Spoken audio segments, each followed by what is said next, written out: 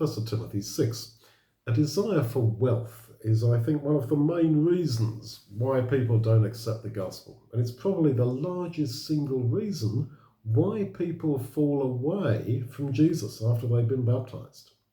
The Bible has a lot to say about wealth and how we are called to a realistic attitude towards it. We should not seek to be wealthy. And that affects so many of our decisions, our careers, business, what we're aiming at in this very brief life. We should focus instead upon the achievement of spiritual goals. And so Paul is very clear about this here in 1 Timothy 6. He says, reverence towards God with contentment is great gain.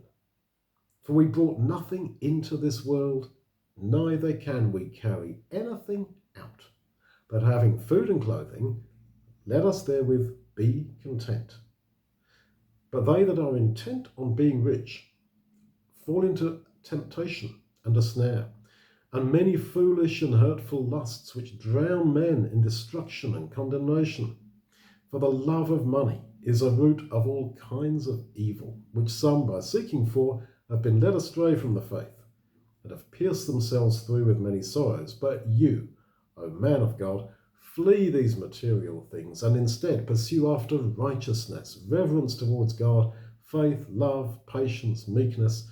Instruct those that are rich in this present world, that they are not proud, nor have their hope set on the uncertain riches, but instead on God, who gives us richly all things to enjoy.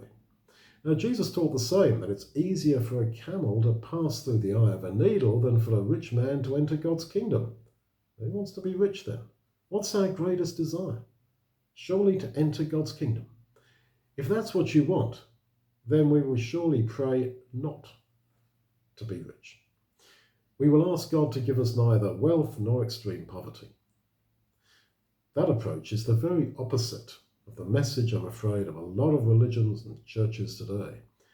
But it's very clearly what the Bible teaches. The problem with wealth, as Paul explains, is that it leads to a lack of faith, a lack of hope, a lack of love.